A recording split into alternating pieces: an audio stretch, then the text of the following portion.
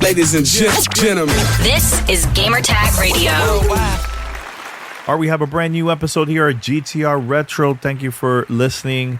This is your host, Danny Peña. For those that don't know, if this is your first time listening to the podcast, we're celebrating 20 years of Gamertag Radio all year long. So every Thursday, we're going to be releasing episodes from way back in the days, some unreleased content, some like we released it back then.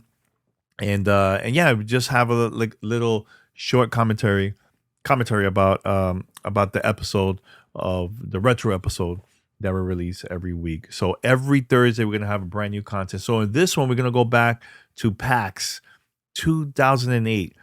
Gamertag Radio used to be part of a podcasting network called Gamercast Network.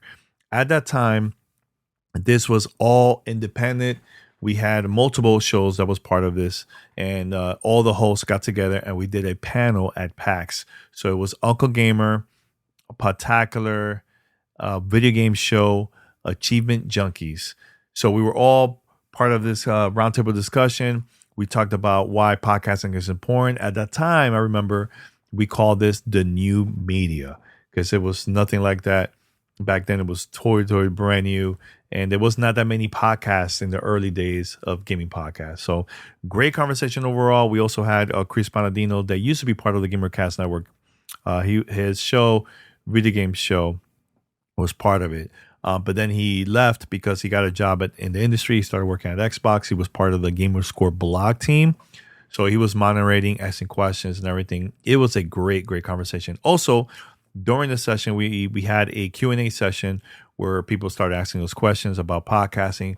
Great conversation overall. Remember, this is back in 2008. So we'd love to hear your thoughts about this conversation. Now, if you'd like to learn more about Gamertag Radio, head over right now to gamertagradio.com. We have so much content, over 1,300 episodes. Actually, we're about to hit 1,400 very, very soon. So go over there right now.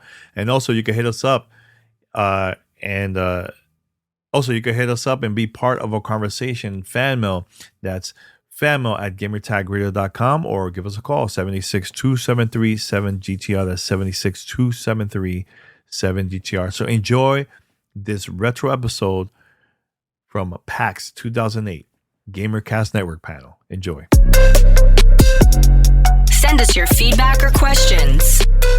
Give us a call at 786-273-7GTR. Email us at fanmail@gamertagradio.com or leave a message on speakpipe.com/gamertagradio.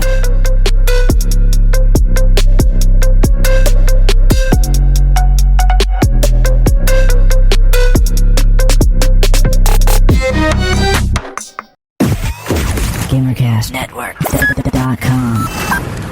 All right, hello everybody. I think we're gonna get underway. We're getting some stragglers in. They could just come in and jump in. Yes, cool.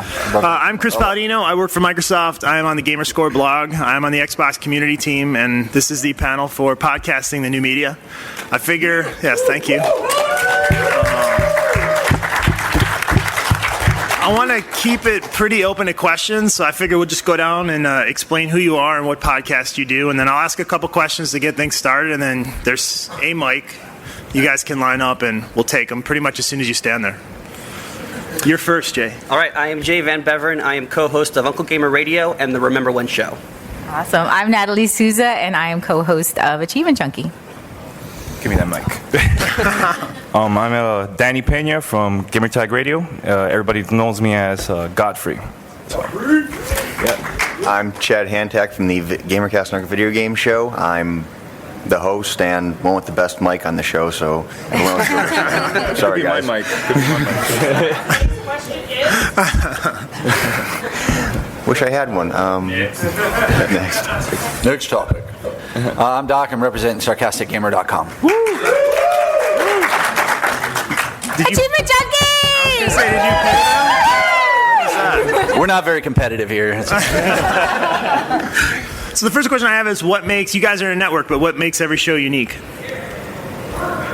Everyone's staring at me. I think what's great about us is that we can all cover the same content, and the people that we have and the way we approach the show gives us a different take on everything. Like, we go into it from a debate standpoint. We can argue the topics. You have a very lighthearted banter with Nelson. Doc, you come in, what you're getting. It's awesome. It's like... So yeah, I think that what makes us great is the fact that the combination of people, the way we approach it, means that you can take the exact same topic and get 5 different takes on everything. Yeah. Is there something common that runs through every single show, though? Why are you in the network if you're all different shows? I guess because we all talk about games, theoretically. Ooh, we should make a site about that. We should. I think that each of the shows in the Gamercast Network takes it on from a totally different direction. If you look at Godfree's community, for instance, it's all about community, and it's a kind of a mixture of the music and the video games, because that's part of the culture. And if you look at video game show, it brings up a huge... No, it's a huge... it's also community oriented. If you look at all these shows, despite our different approaches to podcasting and our different compositions of our shows, the one thing we have in common, Chris, I think in answer to your question, is the fact that we all have very passionate communities. And I think that's what brings us together, is we have these communities that we all share. We have people that belong to all of our communities or that just belong to one of them, but that's what I think that's the tie that binds this community. And how did you guys all get into the same network together? I got an invitation from this mic is so far. I got an invitation from Chad and the crew. We've been friends for a long time when they used to be at Dream Station, right? Yeah, Dream Station. We used to cross promote all the time, and we're like, hey, let's create a network. This is a great way for us to promote each other and get both of our audience to check our shows out. So from there, and then over time, as things went on, we had other shows we brought on that just added more to the network, added more personalities, more diverse takes on different things. After Godfree, there was Uncle Gamer, and then came along Podtacular came along right after them, and then was Achievement Junkie, and then Sarcastic Gamer, and now Post Game Report, and it just keeps going and going. Yep. Cool. What makes podcasting different than things like websites and blogs? Because you can hear us. You can hear us anywhere and everywhere. You can, put on your MP3 player, go all around, drive your car, go in the airport. With a video, you gotta sit in front of a TV. With a web blog, you gotta be on a computer all the time. Is that the biggest comment that you guys get? Is drive time on people on their way to work? Probably, yeah. We had something to say at the end. Well, as far as the difference between a blog and a podcast, I think you get a greater connection to people when you can hear their voice, or in some cases see their face, and it's easier to identify with somebody and have them be your favorite anything if you can actually hear them and see them rather than just the written word. The written word is powerful, but when it's delivered with passion by people that really give a crap about what they're talking about, I think that's when you get a connection. That's when you build a real fan base for your stuff. What Doc is really saying is when you listen to Doc, you want to fall in love with them. Wait, what do you mean want to? Oh, you do. I don't know what to say, Natalie. Thank you. Now show me on the doll where he touched you, Doc. Some of you are very news heavy. Some of you are very entertainment heavy. Where do you guys go to get the topics for your show or the news of the day? Well, for me, I usually get news through emails. I sometimes check out the smaller sites, so I used to go to the bigger sites like Kotaku, Joystick, but after a while, I'd rather get information from the smaller sites. And also, if there's any upcoming podcasts and bloggers, also check out gamespress.com. You get a lot of press releases over there too, and information with PRs. So. What about everybody else? I tend to browse all the major ones, like all our major RSS feeds, listen to podcasts and that kind of stuff. Some forums I go to, like NeoGAF. Everything's on NeoGAF, so you go there and you get a couple good topics or people's take on things and see what's around. I don't think you really need necessarily a rich content place to mine content from. I think you more or less, at least is what works for us is our show's about ourselves. It's about our friendship that we have with the people we podcast with, and letting video games be the tie that binds. It's something that we have in common, and our content comes from whatever it is that we're talking about as friends about video games, whatever's making news. We try not to. You can go 1,000 places for the latest press release on whatever, but people come because they want a different opinion. They want to hear what you think about it. Yeah, rarely do I ever go to straight press releases. I just go to where communities gather, our communities, and just see what people are saying, what their takes on things are, and try and go from there. there and that kind of thing. What are some of the commitments that you have? I mean, podcasting takes up quite a bit of time. You got to do the research or not. You got to get the agendas prepared to do the editing. What are your commitments to your listeners? We have a policy for a once-a-week show. That went out the window real quick. We like to keep it light, try to keep it around an hour. But our commitment is that you come to us. We don't you don't pay anything, but you have an expectation of the content you're going to get. So if we sit down and say this is a bad show, we'll scrap it. We'll make sure it's a great show for you. Beyond that, that's really our commitment right there. We try to make sure we talk about things intelligently. We don't want to sit there and be a couple of guys in front of a microphone and not know what we're talking about. Yeah. Video game show pretty much records for many hours, and then I spend many hours editing it down to a very nice, fast-paced 30 minutes. How much does everybody spend editing while you talked about editing? Doc has a very professional-sounding show. How much time do you guys spend editing? We started off. It was taking 3 or 4 hours to edit that 30-minute show, and because we keep it to 30 minutes, it's getting more consistent. But now Dave's knocking them out in a couple of hours, and it's all about sharing the work. I mean, we have several layers. I know, Chad, you're the only editor for your show. If Dave goes down in a hole, he falls in a manhole, then we can still put a show out. We have duplicate. He's going to fall in a manhole on purpose. He better not. But I think, but if I could address the question you were talking about with contract with our listeners, last year, Godfrey, you sat on a panel here, and I listened to it via podcast. There was a gentleman from, I think it was Joystick, was on your panel with you? Yeah, I did. Chris? Yeah. Chris from Joystick. And he said something that I mean, we were just starting Sarcastic Gamer at the time, but it's something that I took to heart, and I kept it, and that is, if you want people to be there for you, it goes with blogging, podcasting, whatever. If you want your listeners to be there every Monday when you put an episode out, then by God, there better be an episode out every Monday. Yeah. Otherwise, you're not going anywhere because you're not going to have people aren't going to make you a part of their week. So you make a contract with them and you say, I'm going to be there for you, and then they'll be there for you. They'll reciprocate. But I don't think that with podcasting, if you want it to really take off, I don't think you can do it hit or miss. I don't think you can just do it when you want to, because there are going to be times you don't want to. You just don't feel like it. But you keep up your end of the bargain. Yeah. It's hard to do, though. I mean, Achievement Junkie went from a once-a-week show to a daily show to some vidcasts, and now we're like every other week. So every Monday, you'll tune in and we'll say, we'll be back in 2 weeks. But it's just because our life has changed a lot, and we've been doing it for 2 years, so you really just have to adjust. But I do agree, you have to sort of set a commitment and try to be consistent. I think we have a question here. I've got a couple of questions, actually. Please present yourself, though. I'm Finster from the Post Game Report, which is a podcast on talking about. You shut up. Now, I was here at PAX last year, and you, Godfrey, you had a panel discussion that was on. You had your PAX panel, but also a podcast discussion with a bunch of us bloggers and whatnot that you had on Gamertag Radio, and you had asked a question at that panel about do we consider ourselves journalists or not? And at that time, I was like, yo, totally, I'm a journalist. I'm trying to get interviews, I'm trying to get news, I'm trying to get information and whatnot. Since then, a year has gone by, and right now, I'm of the opinion, no, I don't consider myself a journalist because I'm having too much fun. And I'd rather have fun than worry about whether or not I'm getting enough news to people. And so I was kind of curious, all of you guys, what your feelings are now as time has gone on. You're all pretty successful podcasts, and do you consider yourself journalists or and then I've got another question too, and this is for Jay.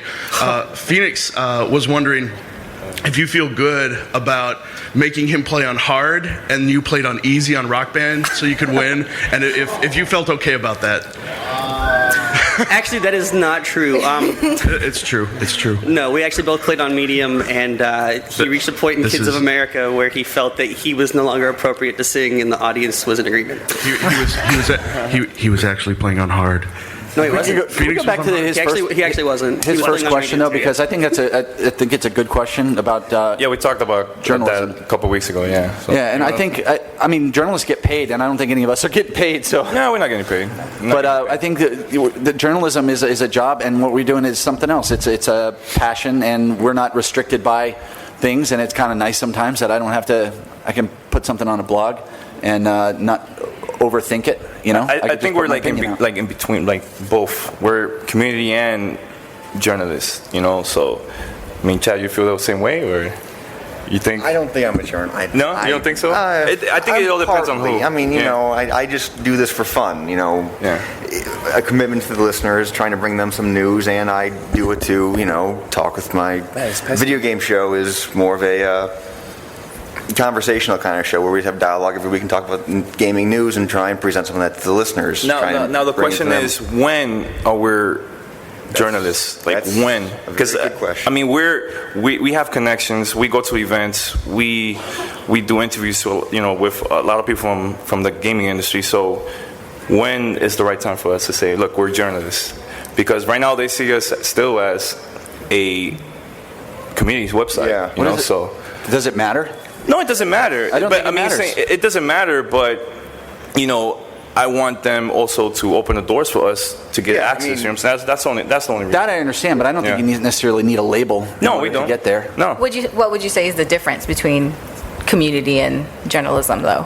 What's the missing? Community, we're doing this out of the love. So are you saying as soon as you get paid, then you're a journalist? No, but I consider Xbox 360 Fanboy a community website, even though they're getting paid by AOL. Yeah. Because they are involved with the community. They're involved with the smaller sites, not like the IGNs and the 1UP and stuff. So I mean, I think if you look at it from the standpoint of journalism has a tendency to present facts, and that really that's great for a written media. But when you're dealing with audio, you can present facts for about 5 minutes, and then it gets really boring. When you sit there and you talk about something with passion and you're invested in it and you love it, that love comes out in your voice. You can hear it, you can feel it. That's a whole different kind of show. So I feel it right now. That's my leg. That's my leg. I don't want to feel it. And you hate facts too, so that works out perfectly. No, we don't hate facts. We just hate dealing factually with press conferences. Do you guys, and then we'll get to the question, do you guys get a lot of email? What's that? I had a comment about the difference between a journalist and a blogger. I agree with Jay. When you're a journalist, and I have extreme respect for journalists and bloggers, because either way, journalists are very passionate about presenting the facts, being in the moment, giving you the who, what, when, where, why of an event, of a theme, of a topic. As a blogger or a community member, it's your heart, it's your opinion. And when you're a journalist, you can't be biased. But as a blogger, I mean, this is your personal opinion of what you think about a game, what you think about the color of the sky. It's blue. Not in Seattle. Just saying. Do you guys get a lot of nasty emails, though, saying you got this fact wrong? It was 10 and you said it was 15, or it was you didn't get to the second level, because you can save in the second level. Yeah. Yes. It happens. Our fan base, whenever we say something wrong, once like you can adjust the volume on your Wiimote, you get thousands of emails then saying, the question was, Keith couldn't adjust the volume on his Wiimote, and we got thousands saying, yes, you could. Yes, you can adjust it. Many, many, many people saying that over and over again, coming on our forum saying you do it over and over again. So, yes, we get many emails. So, can I ask a question? Yes. So, we've been podcasting for 2 years, and I've gone back and forth in terms of listening to people's feedback and like crawling into a corner and starting to cry, and then sometimes just laughing at it. How do you guys deal?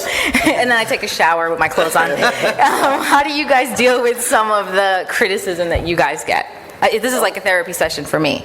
I always look at the criticism and judge it and evaluate it, and if it's recurring themes, I say, then something's there, but it gets hard, though. Yeah, it gets really hard sometimes. Like, I don't know. Sometimes I take it personal. Yeah. I'm like, oh man, I don't want to get this mad, but so I shouldn't go to their house and put them in a with feedback that's gonna help us, make the shows better.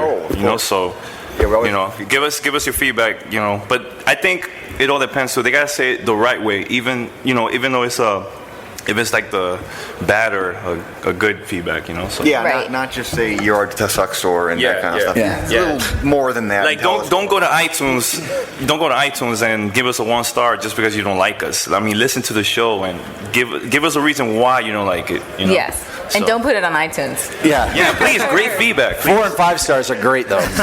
I think criticism is also a motivator, and it doesn't. You don't necessarily have to take it to heart, but think about it. Somebody you don't even know took time out of their day to write to you. As long as they're not an idiot, as long as they're really presenting their issue, that's an emotional response. Positive, negative, every form of entertainment is about eliciting a response from your audience. So if you elicit a response where someone gives a crap enough about your show to write in, they're a listener, and they're going to be back because they want to see what if you react to that or if you change your ways. Right. So I think it's all about getting a connection, and that's one type of connection. It may not be the most fun to read, but it's viable. Did you ever crawl in a corner and cry, Doc? No, we had to talk Lano down from a ledge a couple times. Just wondering. Hey, Chris, question? You want to ask a question? Yeah. What do you guys think of all of this, the new saturation of podcasts and video game websites that are coming out where pretty much everybody thinks, I can get free swag if I come out with a show and put something out, and I can get all kinds of inside information from a developer because I've got this new website. How do you think that's going to affect the podcasting credibility for those much like yourselves who have been doing this for a while and are doing it for more than just give me free crap? Right. It's a really good question. Bring it on. I say everybody start your own show, but be ready to work your butt off. Yep. Yeah, I mean, I think that's a very good response. I'm not as positive and gung-ho about it. What I really think is that when you look at people podcasting, I mean, it's a fun thing. Everyone can do it, right? You can record, and you can. It's amazing all of the tools that are available. But I do think that there's a commitment level that you don't sort of have to deal with those struggles until maybe the third month in, and then you got a critical email, and then you're like, why am I doing this? And it's 9:00 at night, and I'm supposed to record tonight. And sometimes you have those feelings, and your life doesn't always coordinate with being able to podcast. And I think at some point with as many podcasts that are out there, unless you're ready to deal with that head on, I think at some point they're going to sort of fade out, and then it just sort of muddies the water a little bit, and it gets hard to find the people that are going to be in it for the long haul. I guess you just have to wait a little while to find those people, because they'll stick it out. And free stuff doesn't fall out of the sky either. Oh, hell no. Free stuff doesn't just start coming to your mailbox. It takes a long time to get anybody to recognize you as an outlet that they want to be associated with. And another thing, please, be unique. Don't copy the next person, man. If everybody's doing the same thing, it's just gonna get boring, and nobody's gonna get listeners at all, So and please don't start your podcast with what have we been playing. Yes, that's another thing too. Doc, what have you been playing? What are you saying? No, I'm saying that there's plenty of those that start that way. No, there are a lot of people. The whole show's about that, really. Yeah. I'll say this: I think competition is going to help you drive you to be better. When you have people who are sitting here trying to do what you're doing and doing it a different way, it drives you that much harder to succeed. Competition is always good, and in the end, the cream will rise to the top. And be different. Do a podcast without any words. That's good. That would be a great podcast. That would be a great podcast. Just a squeaking podcast. I'll subscribe to that. We got another question? Yeah, this is Phil from the Video Game Show on Gamercast Network. My question is for you. What are your stands on fanboys or forum trolls? Could they be beneficial, or are they just a pain in the ass and just cause too many problems? Define forum troll. Well, kind of like the people that say, all right, your information's incorrect, or no, your people just looking for my attention. My opinion's better than yours. Yeah. Fanboys and stuff. Twitter counts too? Twitter? No comment. Okay. I think they're good for the community, actually. Every once in a while, your community needs somebody to beat the crap out of. And these guys walk in. It brings attention. Yeah. So you want all the trolls to go to Sarcastic Gamer forums. All the trolls. Bring it, because our community will bury you. But no, it gives everybody something to do, and it can brighten up an interesting day, and it also leads to lots of page views as people refresh. So. Yeah. I think fanboyism is a good thing, though. I mean, I think theoretically everyone's just really excited about whatever it is that they're excited about. I think you do have to be realistic and understand who you're talking to, and not be. You try to be human about it, but in general, I think it's a good thing. I see fanboyism as like an extension of the passion and love you have for gaming. I mean, everyone's got their favorite. Everyone's going to be behind one game. If you're a troll, though, you're out. Trolls are hot. Trolls are hot? Yeah. Hot. So I record a podcast with a buddy of mine who lives in Belgium and who's from Belgium, and while he knows the international market, I'm from here, so I really don't. Awesome. How do you guys really address the international market and the international fans? Very good question. That's a good question. We don't.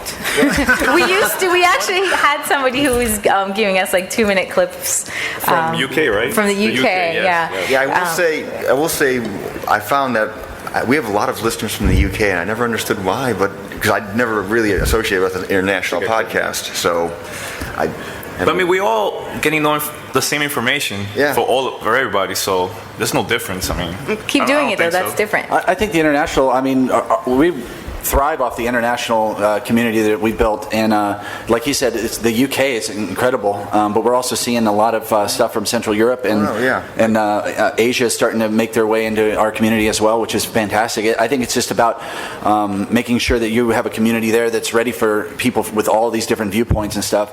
And I recommend, if you have forums and stuff, you need to bring on more people from Europe and from those areas, not just for the diversity they bring to the community, but also so you can sleep at night and you got eyes on the site. We got a guy in Poland that watches our forums for us all night long. You know, it's just like fantastic.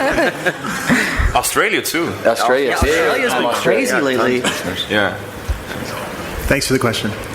Very good question. All right. Well, I'm a podcaster that nobody listens to my podcast. I don't care. What's your podcast name? Toncast. TONCAST. Go listen to Toncast. Good luck getting a recent episode. That's kind of the problem.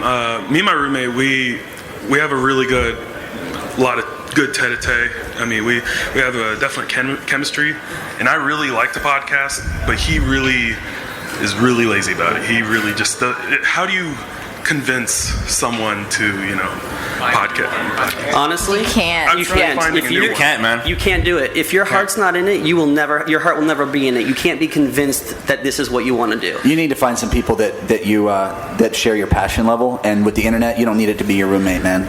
It's so hard though, because I try to find people, that can pretty much, speak pretty well. Well, PAX is a great place. Yeah, I mean, you're right here. You're right here. Let me see. How many podcasters we have here? See, right there. You could talk with them right there.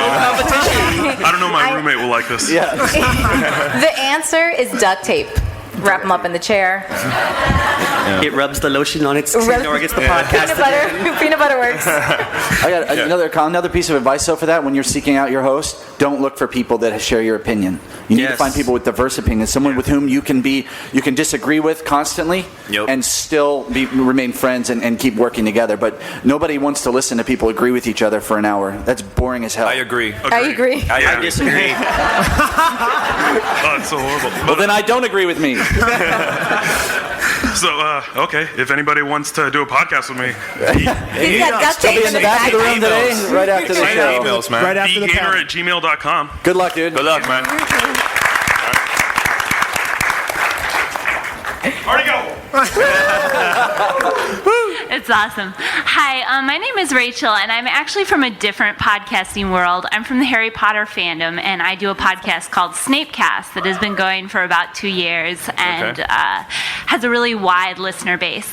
And I had a question kind of going back to the journalist versus fan or community member. One really interesting phenomenon within Harry Potter podcasting has been that we have these two really, really big podcasts that actually the creators of the podcasts do get paid to do them, and it is their 24-hour or 24/7 job. Do you think that is the future of podcasting? And if not, what do you think the future is? Personally speaking, I think that if you go into this expecting to make money, you're going to be very disappointed. As someone that's been doing this for about a year and a half now, I have no expectation to ever make money for it. And if I did, I'd feel stupid for doing it. I do this every week because when I get in front of the microphone, we sit down, I have fun with it. I'm talking to my best friend, and that's really the only reason I do this. If he were to go away, I'd just stop doing it.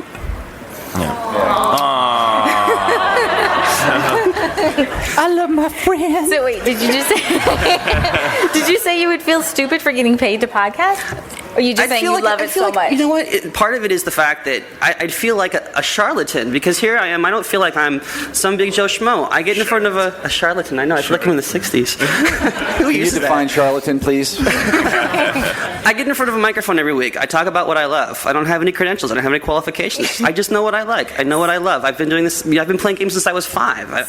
Someone come along paying me, be like, why?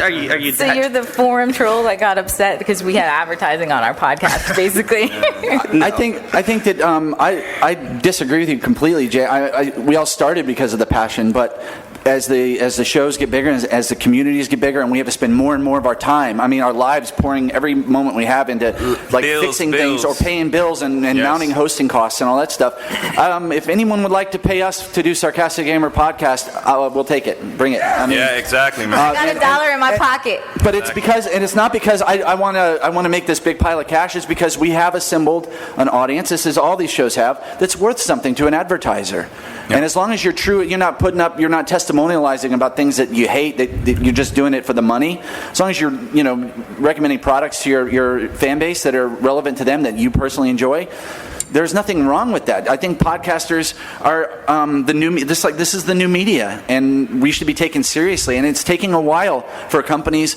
to get it. That these audiences to podcasts, they're not like a TV audience or a radio audience where people can punch by and happen to catch it. People that catch these shows went looking for it. They're very passionate about whatever. It doesn't care if it's a cooking podcast or a gaming podcast. These people are so passionate that they got on iTunes or they got on the internet, they found a show, they sync it up, then they get on after the show and talk about what they said. Podcasting is way more effective than any other type of media, I think. You say it, brother. Amen to that. Here's a question for you.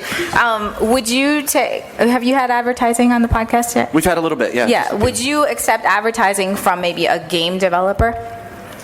What's up? That's a good question. I think. Where should that money come from? Gamerscore blog, please hit me up. Yes, yeah. All right. I would take the money. You would? I wouldn't necessarily. We don't do reviews on our site, so it's not like we're going to tell you that the game's great or not.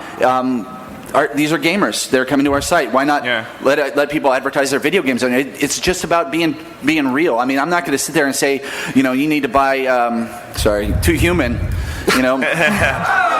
Too Human is good, man. It's not. If I don't like the game, I'm just saying. I'm not going to tell somebody to buy something that they shouldn't. Would you take ads from a game that you didn't like? So if Too Human wanted to put ads on your site, would you run them or would you not run them? Yeah, because I'd let them run. I'm just not going to get on there and start changing my opinion about it over it. Yeah. So what if it compromised the income though, and you needed it to pay Libsyn? Right, but I'm not. In other words, if the folks at Too Human were okay with us saying that, some of us saying that we didn't like it, and they still wanted to put ads on, that's fine. As long as we don't have to change the tone or the message of our podcast or of our community, then it's fine. There's no problem with that. Yeah. I just wanted to add real quick, and then I'll sit down, that it's a pretty slippery slope because in the Harry Potter fandom, right now there's a fan lawsuit going on where Warner Brothers is suing a fan, and pretty much the podcasts that are sponsored by Warner Brothers take a very biased opinion on this. So because if they don't, it's not just their podcast that goes away, it's their job.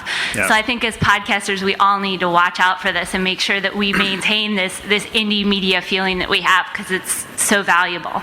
Yeah. Good question. Good question.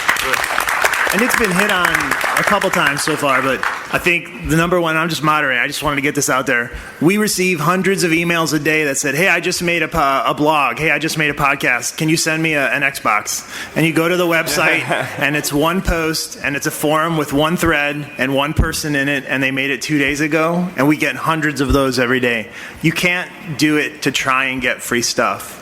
If you do it and you stick with it, maybe something will happen, who knows, but you got to go in it for the right reasons. Yeah. All right, I'm off my soapbox now. Go ahead with the question. Thanks, Chris. Most podcasts are audio. I was just wondering what your opinion was on video podcasts. I think that's the future. Oh, yeah. Yeah. A lot of people are uploading a lot of videos on YouTube and Blimp, right? Blimp? Yeah, Blip. Yeah. With a P. With a P, yes. And I think that's the future, man. I mean, now I know people that download video podcasts and they put their Zoom connected to the 360 and watch their episode right there too. Besides just with the computers and Zoom players. So the only other thing, personally, I've always wanted to do more video on the video game show, but it's always like there's more editing time, more post-production work, and it's like it's visual and audio. Yeah, it's visual and audio, and once you're committed to trying to get a weekly episode out that's audio and trying to do more on top of that with video, then you're just like, you need a staff. People. You do. Audio, I think audio trumps video right now and for the foreseeable future because of the immediacy. Unless you're just sticking up any random video whatsoever, I can have something happen in that room. I can record the audio with an interview or a meetup. I can have it on the internet and ready to go in minutes, and it's going to sound slick because I can do all my pre-production and everything and have that templated and ready. Whereas with video, you have to spend a little more time. You have to transfer it to some sort of editor. You have to add all that stuff. So until we get to the point where we can edit video just as quickly as audio, I think audio still beats it, and it's more portable. You can't watch a video podcast in your car. You can't. It's hard to watch it when you're working out on the treadmill, bouncing around. I think it's the next logical step of evolution for podcasts, though. I mean, video games by their nature are a very visual thing. It would make sense for you to have a video game podcast where I can show you game footage. I can show you what I'm talking about in a game. Audio is great. It goes only so far, though. Yeah, it's funny. We did vidcasts for almost daily vidcasts for about a month. Nelson went crazy editing them about 8 hours a day. And some of our fans actually got upset because we decided to go video. But you were doing both, though. It was the same. That's the funny thing is anytime you record video, you get audio. So if you didn't get to see it, you can always just download the audio version. But you'd be surprised that people felt really strongly about just having the audio version. Now, Doc, you guys always doing videos, and you guys get more hits through the videos than the podcast, right? Is it? Or no? Well, I mean, it depends. Like, we did a couple of parody songs that went crazy and got like 2 or 3 million views on YouTube, and which is awesome. Are you planning still to do more videos, though? Yeah, we'll do more videos, but that's not those things are more like our marketing. We don't have any money, so we don't have money to go buy ads somewhere. So we put together a parody video, how you killed your brand or whatever, Ring of Fire, and we'll throw that stuff out there. You heard that, Chris? And get get that viral stuff going out there. But for us, I mean, our staple is our audio podcast, and when we get to the point where the separation that we have with one of our key co-hosts in Chicago can be transcended by video, we can overcome that easier and do a video podcast. That'd be great. But until then, audio is where it's at for us. All right. The other thing that's a little scary about vidcasts, and I'll just put it out there, and I don't know if it affects guys the same way as it does girls, but anytime someone's able to see you, they're so critical of how you look.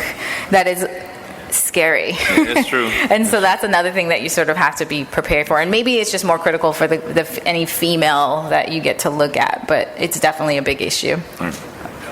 Uh-oh. Silence. Thanks for the question. Waldo. Well, I found you. He found you. Yeah, Waldo. Woo!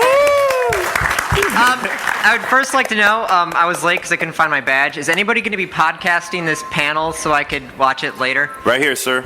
Godfree, have it on GamerTagRadio.com. All right, sweet. Exclusive. World exclusive, Godfree.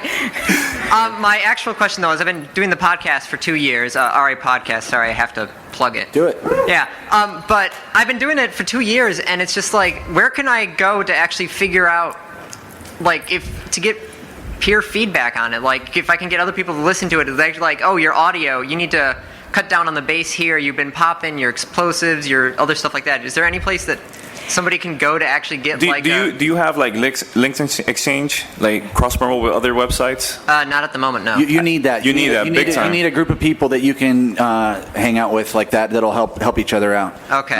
But with regard to that stuff, man, I mean, crap. Email me. Email one of these guys. I'm happy to listen and give you some feedback on it. I think.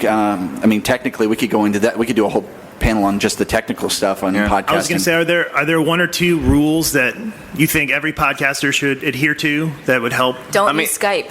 No Skype. No Skype. Well, what else I use Skype. other than What Skype? should you use instead of Skype? Skype works great as long as you've got 2 people. Yeah. What do you use instead of Skype? What we do is we monitor via telephone. We get on a conference call, and then everyone records their own local copy of their audio. And then we sync it up. We do a countdown at the beginning, 5, 4, 3, 2, 1 mark. We all say it at the same time, so that when Dave gets it in the editor, when it's time to put it together, all he has to do is line those up, and now everyone sounds like they're right there in the same room together. Yeah. It's a great tip. It works really well. And with long distance, you can use Skype to monitor, listen to each other, but record your own audio right there in front of you. And now everybody, you don't even need a nice mic, and it'll sound 10 times better than Skype. And if you're in the same local area too, that's even a plus. If you're in the same area, so. We have a really cool built-in mic that also records it. You can use Skype to listen, but record through the mic. It's an H2. It's about $190 or so, and it has an SD card. So, you know, if you guys are long distance or if somebody's recording in Belgium, you guys could just record right to the mic and then upload your feeds, just sync it up the way he suggested. But doing an hour-long podcast, if you're recording in WAV format, that's a 600, 700 megabyte file. You need bigger hard drives. You can. Well, I'm talking bandwidth issue. How do you transfer the file? On the issue of size, you can convert everything over to MP3s, and that technical aside, you can do that. But I will fight for Skype for a second. You can actually use Skype if your people on the podcast are trained not to talk over one another. If you kind of know what you're doing and how you're saying. If your crew works good together, Skype isn't really a problem. If you edit some, you have to do some editing, that kind of stuff. But your post-production time is going bigger and bigger and bigger, and hence lots of hours of editing. Right, because your show sounds good. The video game show does a good job of it, but I mean, there's so many Skype casts out there where it's just insane, hard to listen to. But I also remember, when you're done, you're not putting out a WAV, right? No. You're putting out MP3, right? Yeah. So why, if it is that big a deal as far as moving those files around, why not just go ahead and convert it to an MP3 or record as an MP3? I mean, seriously, you're going to be an MP3 when you're done. You're still going to sound a lot better if you're recording a local copy. So do the MP3 and send that out to somebody, whoever's doing your editing, and don't worry about it. You don't need to be an audiophile about podcasting unless you're just doing some kind of weird surround sound, podcast or something. Which would be kind of cool, really. Yeah, that would be awesome. All right, thank you. You got it, man. Good question. Hi, this is Plugel. I am a Sarcastic Gamer community member. I had a question for Doc and everyone else, but do you ever get annoyed with the community? Do you get big time? Only when they seek out my personal information, Plugel. No, he sent me my home address on email one day. I was like, oh, okay. We get annoyed, but it's video games. I mean, they're going to really have to do something wrong to ruin my day on a forum about video games. We're here to hang out with each other, and I can just click away from whatever it is they're doing. It's when they get in, they're disruptive. The only thing we won't stand for, and I know this goes for the whole GCN, is people are hateful to one another. There's no room for that. We're here to hang out with our friends, right? Yeah. If you're hateful, if you're racist, if you're sexist, whatever, you're gone. And we don't have any tolerance for that. But other than that, it's hard to annoy you when you're hanging out with people talking about video games. What about vegetarians? Is that all right? Could just do vegan. That'd be good. It's good. Good question. Thanks Plugel. Hey guys, this is Truth and Justice from the Sarcastic Gamer Forums, and close on the mic, please. Oh, sorry, Dan. Yeah. He is standing up.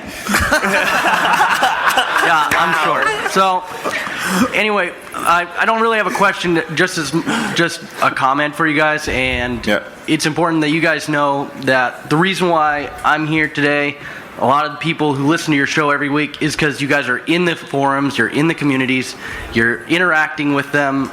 You don't get that with the bigger sites. You don't get that feedback. I mean, I get to play with you guys on live. I get to hang out with you guys, and you guys need a big round of applause for just being there for your community and being part of it. And that's why you guys are successful. Thanks, man. So. Thank you. Thanks. You're saying you get a warm, fuzzy feeling inside? I like that feeling. Can I have a hug later? Hi, Chris Brown from the Married Gamers. Hey, Chris. Hey. Hi. How do you deal with people who are a little too enthusiastic, maybe, about following you? Maybe they're stalkers? Because we've had some, and we're still pretty much in our infancy. And how do you deal with trying to, at least with us, we have people trying to ask very personal information about my wife, via Xbox Live and whatnot. How do you maintain that balance of trying to be pro-community with, and still maintain some level of or modicum of privacy and I think when it's too much, just block them. That's what I do. Yeah, I think it's some of it has to do with probably the female aspect, and that is a challenge. We get I get some notes sometimes. I mean, it makes me laugh. I get poems too, which is special. I love you, Natalie. You didn't like my poem, Natalie? Other stuff. I love it, dog. I think you just have to be smart about the information that you share. Make sure your address isn't located anywhere online. Try to use as much protection as possible, and all types of protection. And yes. Well, I think you also, though, when you're doing something like this, you're putting yourself out there, and so there's a certain degree of this that's going to come along with the territory. I mean, obviously, somebody trying to stalk your wife or something, that's cool. That's a little bit way too much. But when you're talking about, I mean, you're putting yourself out there, you want people to identify and connect with you. That means you're going to have to let down some walls, okay? You're going to have to let some things be fair game, and the things that aren't, ignore them. But, I mean, people are going to want to know more about you because they're passionate about what you're doing. So, you're going to have to kind of weigh it out there. You can't be, internet famous and private. Yeah. Completely private. And there's a lot less of them than, there's a lot more support than there are the crazies. Redirect their energy, though. If they're, really all over you, redirect them. Make them a forum moderator. Put them in charge of, pixel, moderation or something weird. Just make up a title. But redirect their energy and give them something to do, and now they'll feel a little more, maybe they'll end up coming around. Thanks. Good question. Hi, I'm Tim T. I run Kotakuite.com. It's the official podcast for Kotaku, and I've been running around the show floor doing interviews and all kinds of crazy stuff for our podcast with my co-host over there. Hello. And, what's up, man? And we've handed out 7,000 business cards, and the first question we always ask is, do you listen to Dig Nation or One Up Yours, and do you read Kotaku? And the answer for Kotaku is always no. I can count the amount of people who know what Kotaku is on two hands. So I'm wondering now, maybe it might have been a mistake to do a podcast unofficially for Kotaku. So I just want any thoughts and comments. Why did you do that? I did that specifically because I'm a huge fan of Kotaku, and it's got a really large install base, but apparently not at PAX. Let me ask you, when you wake up in the morning, do you love what you do? Absolutely. Keep doing it. Well, not my day job, but yeah. No one loves the day job. If you love what you do, keep doing it. Even if it goes nowhere, as long as you get the satisfaction out of it, that's what's important. Is Kotaku giving you the love for it? No, there's no love from Kotaku. If it's not, if you find if you're not getting it two ways, if you're putting your life into something, unless you're doing a fan site about Brian Crescente's hair or something. No, nothing like that. His hair, nice hair. Do your own thing, man. Apparently, if they're not interested in what you're doing enough to give you some love on the site and give you some information, at least an occasional link over to what you're doing, then obviously you need to find something a little more that's yours. Do something that you can own and take possession of. Yeah. Take your listeners with you and just go do something else. There's a weird parallel, though. I mean, so you're doing a Kotaku. I'm sorry. But we're kind of doing the same thing. I was just going to say, you're doing a Kotaku right? fan site, and people are doing Xbox fan sites. It may be on a little bit different scale, but see, there's a difference, though. But the thing is, there's a difference. You giving us the love to us. Kotaku, I don't know if they're going to do the same thing with them, We can't give love to every single podcast that's out there. No, I know. That's true. I don't know. It's kind of a smart thing to tack onto a brand, business-wise. But I think, I don't know, maybe you're better off just doing, renaming the site. You could get your information from Kotaku and you can reference them constantly. So maybe then you won't have so much of a feel like you're committed in that way because it'll still be yours. Right, but I mean, it still totally is ours because it's basically how Dig Nation, they basically just kind of read their own news posts, but, it's totally their own spin on it. It's kind of like that, but then it's also kind of evolved into this other thing because I've got buddies at Valve and I've got buddies at DigiPen and all over the industry, and so it's kind of evolved into this more of this really weird oddball social commentary, which just kind of Kotaku is kind of like a... It sounds like you outgrew a fan site. That's what it sounds like. It sounds like you started a fan site and you outgrew it, and so now it's time to just go do your own thing. That's what I think. Yeah, don't be afraid to transition in at least. Yeah. I mean, if you feel the love for it, you should keep doing it. But if Kotaku's not giving you the love, then redirect your love somewhere else. Yeah. Okay. Thank you. Good question. Find your own love. By the way, just to spur some more questions, we are going to be giving away a Triton headset. Do you have that, Jay? Do you have that with you? Who's got it? Pete. Hold it up. So let him see what the best question, which I kind of got my own idea of what that is already, but the best question is going to win this fabulous prize. So we're not afraid of bribing people to make our panel kick ass. All right. It's Triton AX360 headset. So it's right here for the best question. My question Get to thinking. is, do you shave your legs? Give me the Triton. You know you want to know. Oh, shout out to Bobby from allgames.com. Great podcast. All right. Cool. All right.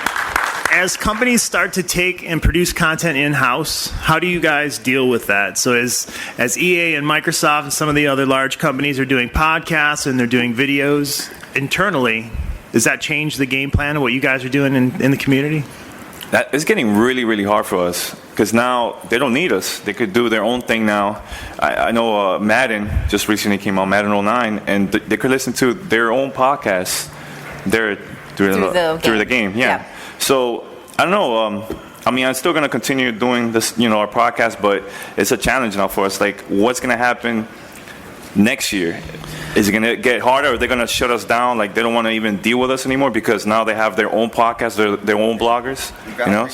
Godfrey, you do a lot of developer interviews and stuff. Has that gone down at all over the past couple of months? I mean, what do you see as developers? Are they talking less to you and doing their own thing more, or? I think they don't want to deal with us anymore. They just want to. Okay. It's all about money, man. Basically, they want to save money and they just want to, do their own thing. They don't want to go to 10,000 podcasts that they do the same interviews. So the challenge that I have now is what I'm gonna do next year. I got to make some major changes now. Yeah. So. I think that's the thing with podcasting, though. You do always. I mean, our show went through so many changes, and it'll continue to change as we grow and our lives change. But I think the amazing thing about podcasting is that we're lucky enough to have grown our podcast enough. I don't know if we're still on the front page of iTunes. I know you are. A couple of the podcasts are.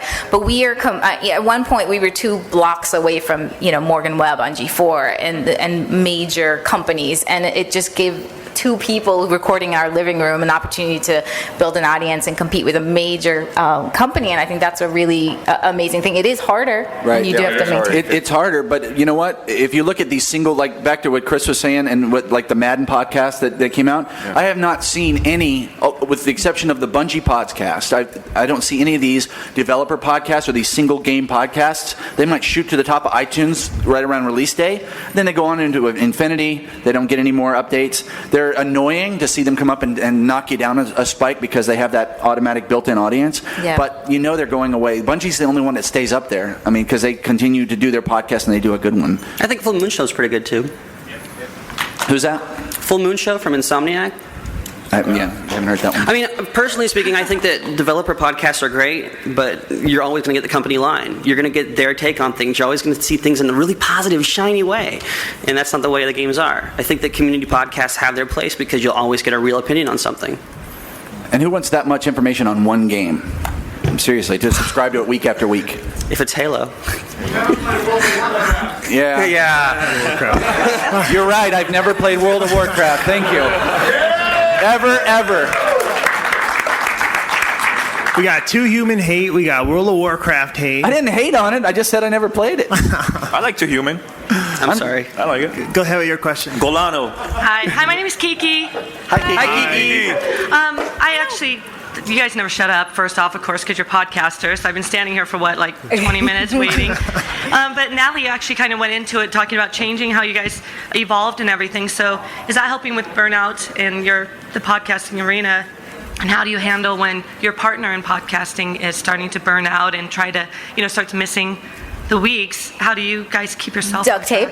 And no, it is hard. I mean, our life, when we started podcasting, our son was 6 months old, so we did a lot more sleeping. Now we can only podcast at a particular time, and he's now working full time. We didn't have to deal with that. So you kind of, what helps is when you find a game that you really enjoy, because when we enjoy doing the actual recording, it's the before and after that takes a lot. So we tried to change our show a little bit so that we didn't need to do as much prep ahead of time. So we tried to make it so that it was more about what we were up to. He works for Microsoft with Chris, so he gets to go to a lot of events, and we get to talk about his experiences with that, and I guess that makes the show a little different. And it did change the entire time. So we're just trying to go with the flow and try to continue to have fun while we're actually recording. So that actually kind of, let me just real fast go, because Nelson does work for Microsoft, so that does it. with your Gamercast Network biased you a little bit? I mean, you are more Microsoft focused, of course. I mean, we were always, we were always an Xbox 360 show, and I think it's a really good question because we're also on Inside Xbox now, and we do have to be considerate, and that's why I asked the question. It's sort of like a personal thing, like, do you take advertising? Would you take advertising from a developer? And we feel a little compromised in I wouldn't say compromised. That's probably a strong word. We are really cautious, and I wish we didn't have to be so cautious, and that puts an extra sort of, I don't want to even say burden, but we always have to think about it, and we always have to consider, and we always have to hope we're not stepping on anyone's toes. So our basic rule of thumb is if we don't like it, we don't talk about it. We'll only talk about the stuff that we like, and that seems to be working for us so far. Yeah, all right, so thank far. you guys. Thanks. As far as burnout goes, you need you need to carry each other through. Everyone's going to hit a low point. He's heavy. Yeah. And everybody helps push the other person through. We have like 8 minutes or so. I'm sorry to cut you off. We have 4 or 5 questions, so that means 2 minutes each for those of us who can't do math. So we got to plow through them. Okay, so what's the best way to keep the balance between something structured like Dignation or One Up Yours and something like the drunken hilarity of the 24 cast? I don't even know what he's talking about. It's really funny. You should check it out. What we do is we outline the show about 3 or 4 days ahead of time. We get the basic idea of what the topics we're going to cover. That's it. It's like a 5 or 6 items on a sheet of paper, and then you go from there. So that way you at least have a general structure to the show, and what happens in the middle is the spontaneity, and that's where it gets fun. Oh, I see what you're saying. Hi, 8-Bit Bass from Sarcastic Gamer. Quick question. I'm fascinated with community. So in a podcasting world, how do you dictate the balance between catering directly to your community? You don't want to read emails the whole time. You don't want to play voicemails from call-ins and whatnot. So how do you fit that into your podcast and how much you're going to cater to your community versus what your own agenda would be for that podcast? Thank you. That's a good question. I think the first thing you do is you let the community take ownership of what's going on so that you don't constantly have to be super serving any specific individual. If you notice on Sarcastic Gamer, for instance, and I took a page right out of Video Game Show's book with this, and I put sorry, Chad, but we put people in charge out of the community, our loudest, most vocal people. We gave them responsibilities and jobs, and they help be ambassadors, and it helps us be in 100 places at once. So, I mean, I think you delegate to your community and let them do it because obviously they want to be there and they want to help. Yeah, I mean, on the video game show, we give people on the community some responsibilities and whatnot, but we also do a lot with the community in terms of emails and voicemails. I mean, we usually sometimes devote the end of the show to their feedback and whatnot. So we try and bring it in. I mean, if we have other topics and it has to go to the next show, it does. But we try and constantly keep the community feedback going in there. And there's a phone. This is why you should turn off your cell phone. My turn? It is your turn. Cool. Throughout this weekend, I've had the privilege to talk to a lot of podcasters about the art factor of podcasting and stuff like that. And every single one that I've talked to has always been, oh, I'm so passionate about it. And as an artist, I'm a musician, and I play music and stuff like that. I'm very passionate about music, but I'm also very passionate about podcasting.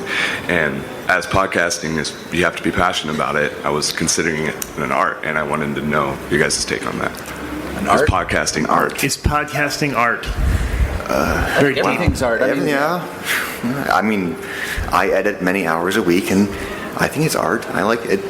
It helps to call it art when you're that tired, huh, Chad? Yes. I got to do my art. Yeah. No, I mean, I probably of all the shows here, I edit the most on our show, and I do look at it as creating something unique and entertaining. I try my best to make it at least sound good and sound flow and fast, and entertain people is my actual goal. I mean, he has to be informative, but also to inform and entertain at the same time. And for those that don't know, it's a 30-minute show, and it's 15 hours of editing. Is that right? Something like that, yeah. It's Monday. We're trying to work on him on that. 15 hours. Live to tape. I don't see it as art as the way of, it belongs in a gallery. It's something to be treasured forever. I look at it as it's a piece of yourself, and you put yourself out there. So obviously, it's an expression factor. So I see it as art in that factor. Thanks for your time. Thanks for the question. Thanks for the question. Hey, my name's Robbie. I'm just wondering, in the beginning of a podcast, when you first started, in the beginning of a podcast, when you first started, how do you present yourself? Where would you present yourself to get people stirred to be able to come to your site and be interested? How do you promote the podcast in the first couple months? How do you get it off the ground? Is that what he's asking? Well, for us, every time we do a lot of interviews every week, what I do is I create like a 2-minute promo and create a video out of it. Let's say I have an interview with Saints Row 2 developers. I get like the best part of the interview, create a video, put it on YouTube, and it's just gonna go around, so that's one of it. And also cross promote with other websites too, man. We're cool with Bobby from All Games. I'm always telling people, look, check out his website, check out his podcast. So it's that's a great promotion. I mean, Sarcastic Gamer wouldn't have gone off the ground without our association with the video game show and GTR and Achievement Junkie. It's about that cross. Excuse me. And Uncle I'm not you. Jay. I don't want to get Jay. Jay. I was gonna, et cetera. But it's about that. But it's also about you have to when you first do your first 10 episodes, you have to be willing to. It's for you and your mom to listen to. It takes a little while, but again, it goes back to what we were talking about at the beginning. And there were fewer people here. You have to be there for your audience every day that you say you're going to release. You have to be there, and that's how you build your audience. And that's where that comes from. Don't give up. You be loyal to them. Yep.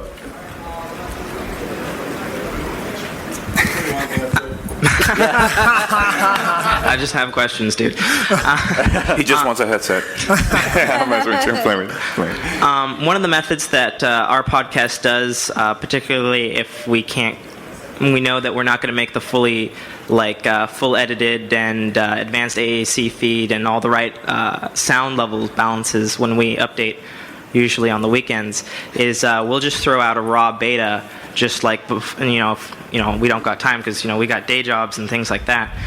What do you guys think of throwing just raw betas out before the clearer, better one? I think you're probably better off learning how to just record live to tape than you are doing that. So in other words, if you don't have the time to edit, rather than putting out a raw show, I would just find ways to just make that raw show your show.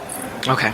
I have an opposite opinion. I think you need to just find the time to edit it, personally, because I think that people want to hear the best of what you recorded, and absolutely, I think you put the time in editing, and it'll pay off huge dividends for you later. Yeah, I'm with Chad. Editing is a lot of work. That sucks. Yeah. So who's getting the free headset? Can we? I don't know. I think the Harry Potter question. I think that was like good. That was really good.